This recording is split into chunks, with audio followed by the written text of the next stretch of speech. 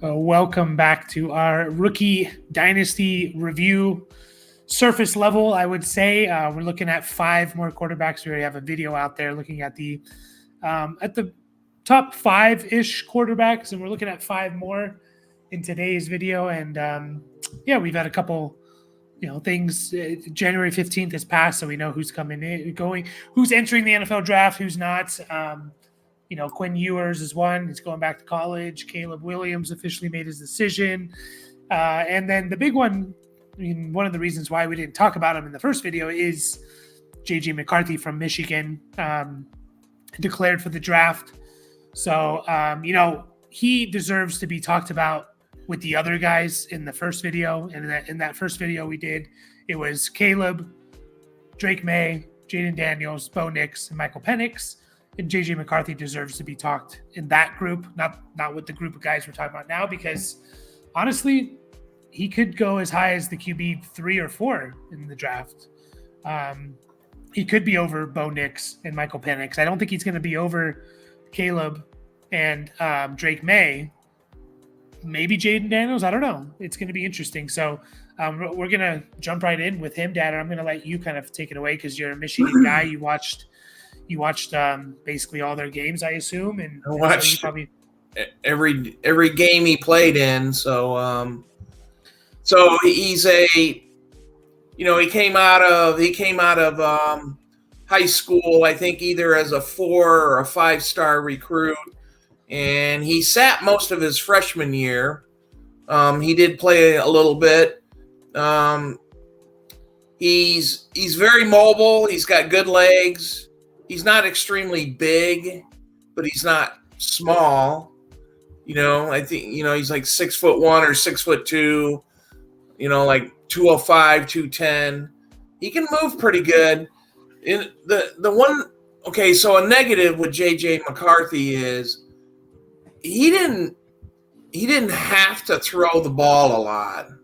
Mm-hmm. Okay, so because Michigan was a run first team and a power team and stuff like that. So when he did pass, so just think of the defenses, they're all jazzed up, trying to stop the run, and all of a sudden, here's a play action pass. So that, that's advantageous to the quarterback. He's got a good arm, it's there needs to be some refinement in his game a little bit. I know he only lost as a starting quarterback. I think he lost 1 game, and that was to TCU last year. So, and but he's his statistics, they're okay. He did a lot of rolling out passes and things like that. So. Is he a first-round quarterback in the NFL draft? Yeah, somebody's probably going to take a chance on him, but but I'm not sure. And there's no way he probably would have gone back to Michigan. His coach is probably going to leave. They won the national championship, and he's probably thinking, it's time to move on. He's good. He's a good guy, and stuff like that. I also think him entering the draft, he's probably being told, "Hey, you're going to be a first-round pick." If the scouts, people, when you make these decisions, they talk to people and they know they have an idea where they're going to be drafted, right? If they still have the option to go back to college, because with the NIL money, I'm sure he's making a decent amount of money. He can go back to Michigan, whether Harbaugh's there or not, and then just, maybe improve his draft stock. But he's probably being told, look, you're already a top 15 pick, how much more can you really improve? So go now, right? And don't risk going back to college type of thing. So, he's one of those, you can't look at the stats because, again, like you said, they didn't need him to throw that much. You look at Michael Penix in the same amount of games threw the ball more than 200 times more than McCarthy. Caleb Williams threw the ball 50 more times in 3 less games. they just didn't. That's not how Michigan operates. They're a run-first team. You saw in the national championship game, he threw the ball 18 times. Like they just, part of the reason they busted off 2 big runs and touchdown runs, but he didn't need to do much. But yeah, he's super intriguing. Like, because again, I could see him being the QB3 taking off. I think he's going to rise. He's going to test well at the combine because he's athletic. And he did make, we watched just a couple games. Again, this is a very surface level analysis. We'll get more deeper into it as we move along a little bit. But, just rewatching the Ohio State game, the Alabama game, there's some throws he made. Just like, yeah, those are NFL throws, like tight window throws. Like, and when they needed him to throw the ball, he got it done. So, but he also, you at the same point, you'd say, oh, okay, that was kind of a dumb shit throw, or something like that. So they weren't all perfect. He seemed to throw the ball on the run. The nice thing is he did play under center. Mm-hmm. He also did play in the shotgun. So he's kind of ready for that. There wasn't a lot of games where he's throwing the ball a lot. So he didn't have to rely on it. So a lot of, maybe 20, 25 attempts in games and things like that. So, but he was a good, efficient, just his mobility and his ability to throw on the run, I think makes him, like NFL guys might like that. I know he's not on the same level as Lamar Jackson or anything like that, but I mean, he kind of reminds me slightly of Lamar when I seen Lamar at Louisville. Lamar obviously is faster and stuff like that, but and he took off running a little bit more, but yeah. Yeah, he's going to be interesting for sure because, again, we just don't know where he's going to go. Like, do you have any predictions? Is he going to be the 4th quarterback off the board, the 3rd quarterback? Is he behind Penix and Bo Nix? I think he's – my gut instinct is he's ahead of those guys.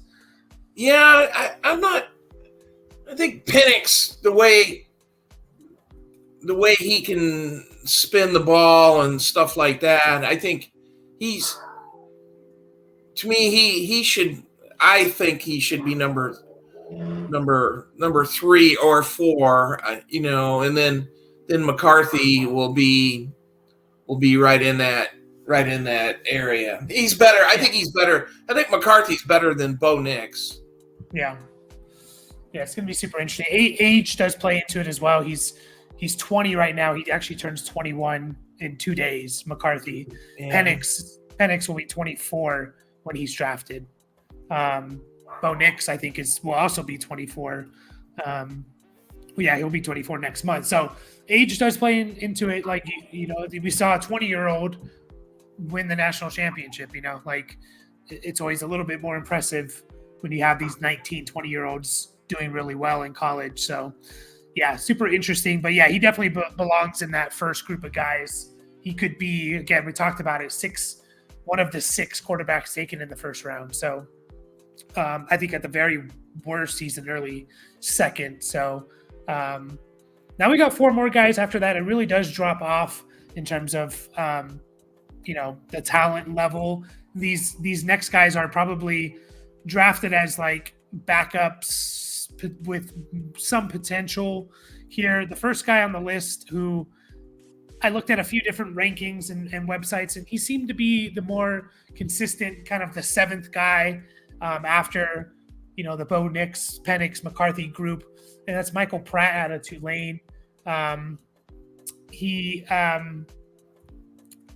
watched a little bit of him. Obviously, he played at a different school, a lower level competition. He played there for 4 years, played a lot of games, had decent numbers. I mean, 2,500 yards passing, 22 touchdowns to 5 interceptions. He can run a little bit as well. We've seen as many as almost 500 yards rushing his junior year.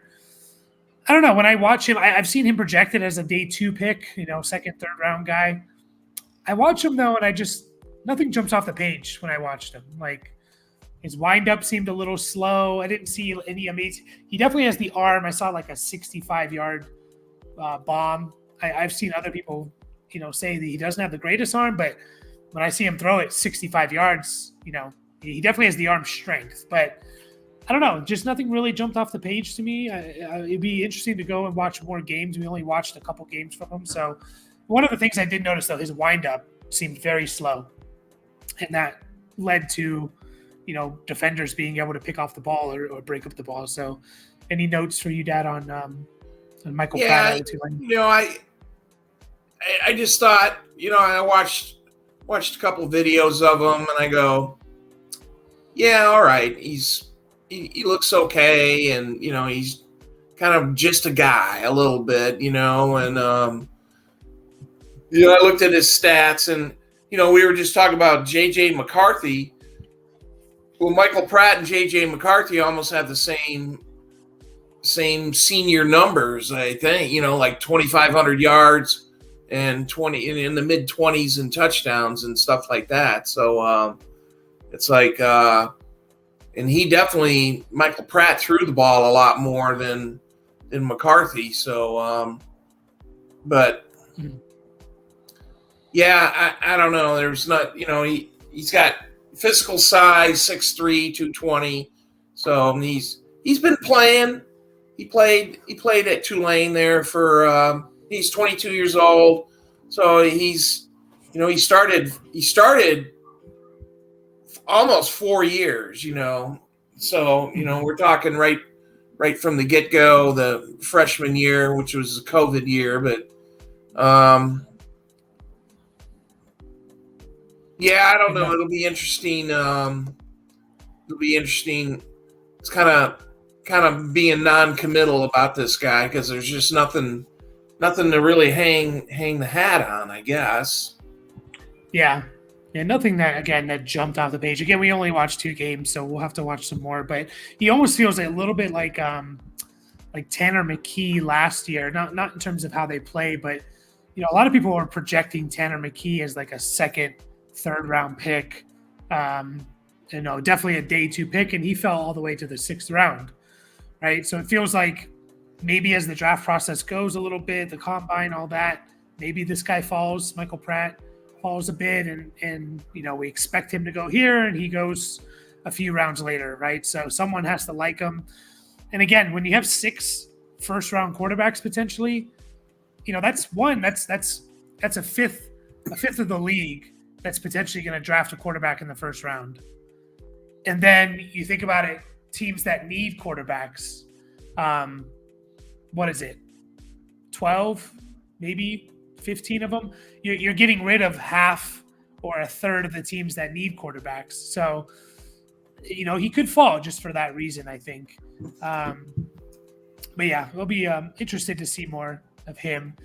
The next guy on the list who will potentially be drafted is Spencer Rattler that we're talking about. Interesting one here. I feel like we've been hearing about his name forever. He was on like a Netflix, I think like a high school Netflix series, QB1, I think it was called. So that, I first heard about him there. He went to Oklahoma and he actually played pretty well his second year at Oklahoma. And then 2021 year, he got replaced by Caleb Williams. And, obviously his draft stock, this guy was considered, I think going into the 2020 season, he was considered the top quarterback, or 2021 season, he was considered the top quarterback in college, and Heisman Trophy candidate and all that crap. Yep. And it happens a lot. Like, it's very rare. This year is an exception. We had, Caleb Williams, Drake May were the top 2 going in, and they stayed that way. But usually you get guys that fall off, get guys that rise, like Jaden Daniels, or like Spencer Rattler. And then he goes to South Carolina. And, he's good. I watched him, and I say to myself, he has the arm talent. Like, there's a reason why he was considered the best quarterback in college, a Heisman Trophy guy. And it's usually because they have the arm talent. Reminds me a little bit of Sam Howell. Sam Howell was considered the top quarterback going into one of his years, and he fell off. But he had the arm talent. We even saw it in the NFL. Like Sam Howell should have been higher than a 5th-round pick. So I don't know. I feel like I don't know where Spencer Rattler's going to go. He could go all the way as like a day 3 guy, but I do feel like out of this group of 4, Michael Pratt, Spencer Rattler, and the couple other guys we're going to talk about, to me, he has the most intrigue, maybe the most upside, because he does have that arm talent. What did you think of Rattler? Yeah, so all those things, he was definitely crowned early as, the next coming of, a big time college quarterback. And he's had a pretty interesting career. Ended up in South Carolina, went to Oklahoma, played for Lincoln Riley, got replaced by Caleb Williams, at Oklahoma. So, I had a couple of years there at South Carolina. His numbers are okay. They're nothing fantastic. I shouldn't say. He had over 3,000 yards. His senior year there, his last year, and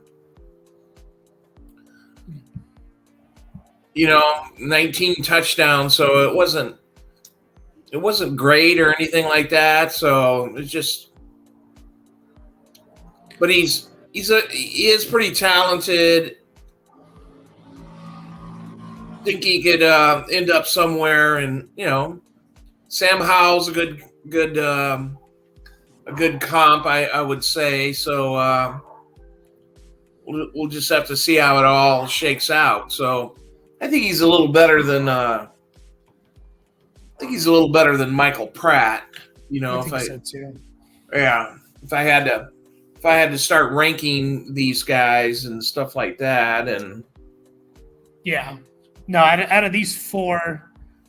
We don't know right now if these are going to be the next 4 in line to be taken, but out of these 4 that we're going over, excluding McCarthy, I think Rattler has the most intrigue. And like I said, he has the arm, and the arm talent's not everything, but it's a big thing. Like, you need to be able to make NFL throws and throw it in between tight windows and things like that. And I think he has that. Now, can he kind of put everything else together? And we have to say, South Carolina was not a very good team while he was there. I don't think they have a lot of talent on the team. They were 5-7 last year. I think there's one receiver that's going to be probably a day 2 guy. The offensive line was not very good, so he kind of made the most with what he had, I think. So he's interesting. It'll be interesting to watch. He can move for sure. So interesting to see how he does through the draft process. Next guy on our list is Jordan Travis from FSU. Had a major injury. It was a pretty bad injury, if I remember, a pretty bad leg injury. Season ender injury. Do you remember if it was I'm trying to see what it was. I think it was like a bad break, maybe. Yeah, I think it was my computer's refreshing, but it was there in November. This is what caused all the college football playoff controversy on who should go. So he got hurt, I think, it was like either the last game or the second to last game. And so I think he broke it. It was an ankle, so I think he was trying to fight for extra yards on a play, and somebody landed on it wrong. And, it's like one of those things where the ankle goes in the wrong direction. Yeah. So he had a pretty good year there at Florida State. He took team 13-0. So this is the guy that got injured.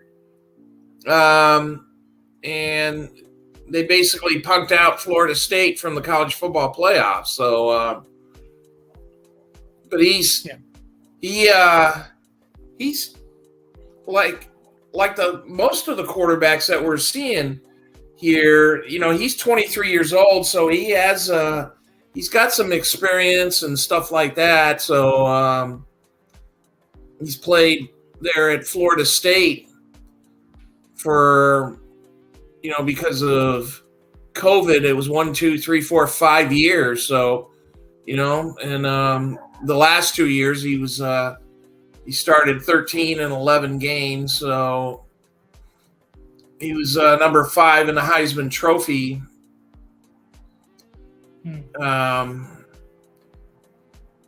Some pretty good numbers. He was kind of slinging the ball around, over 3,000 passing yards in 2022, 3,200, and so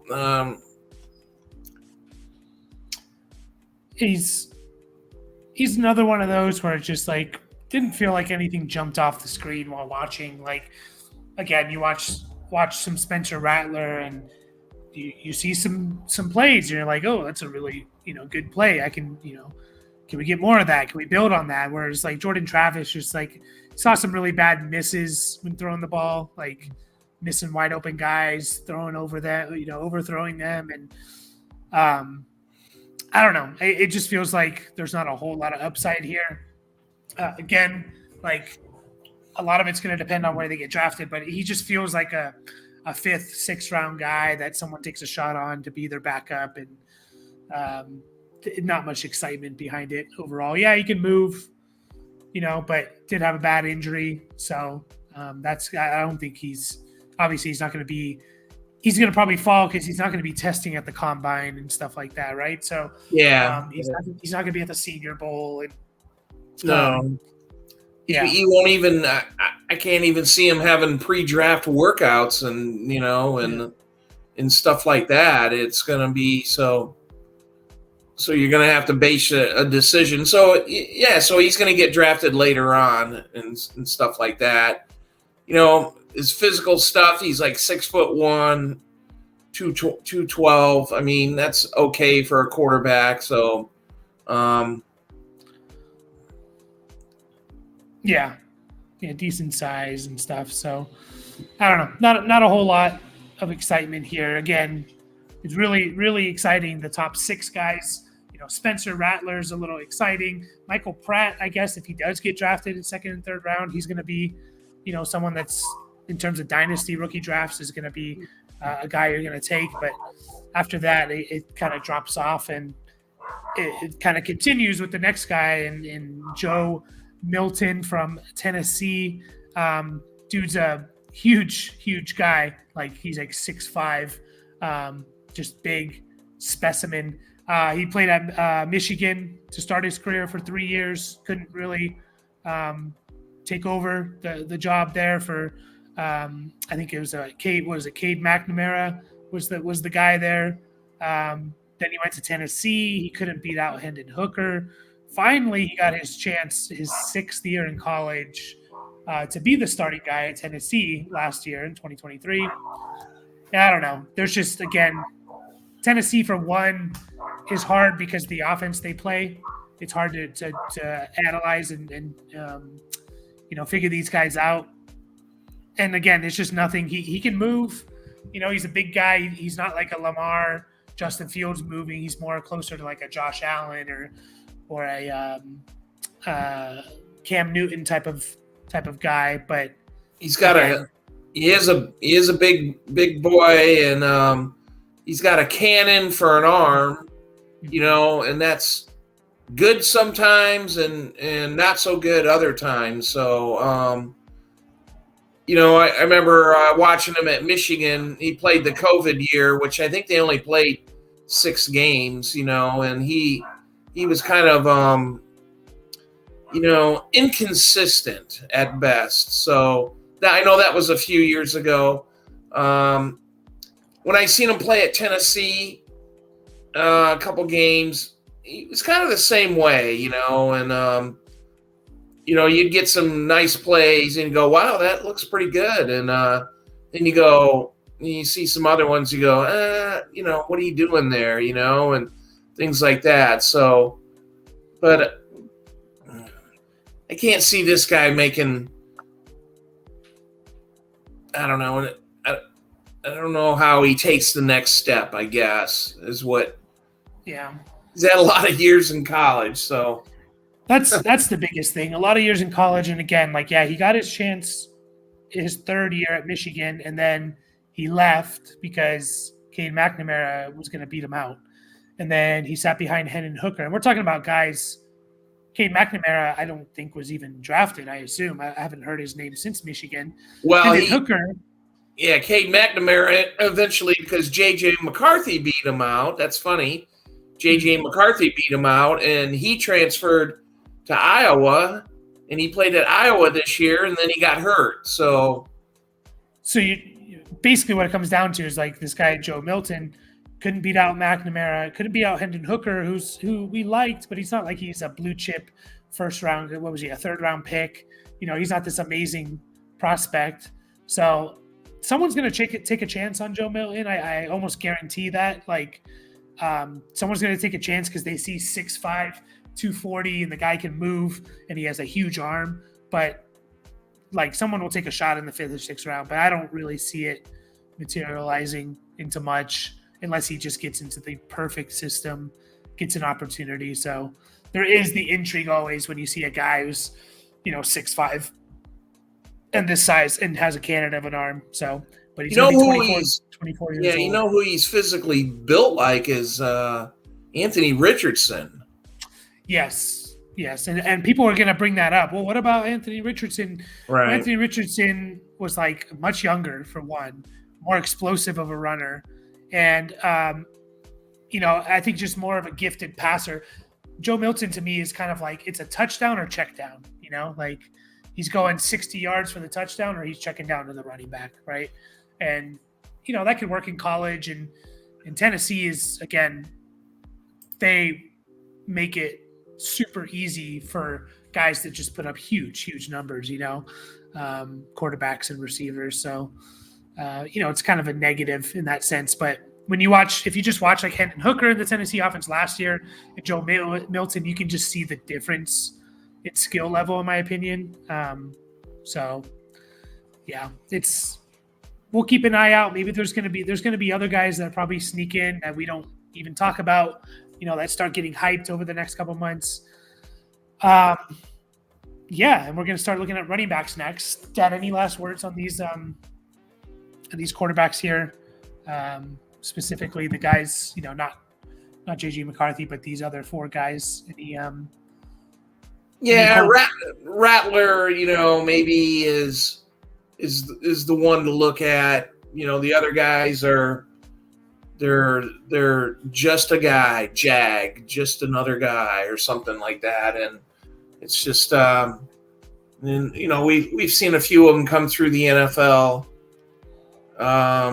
Clayton Tune and Aiden O'Connell and guys like that. So they look okay, but they're never going to be the next coming of Mahomes or Josh Allen or anything like that. With that being said, we play in dynasty leagues, superflex leagues. They become valuable if they're a quarterback because Aiden O'Connell, whether he was good or not, he started 6-7 games for the Raiders and in superflex, any starting quarterback's valuable. So I don't know, it'll be interesting. I think usually 9 or 10 quarterbacks probably get drafted on average every year, I'd say. I'm interested to see if that goes up a little bit after seeing all these quarterback injuries and how valuable a backup quarterback is. Finding these teams can find one, especially for cheap. They might do that. So, as another reminder, you're talking about Aiden O'Connell.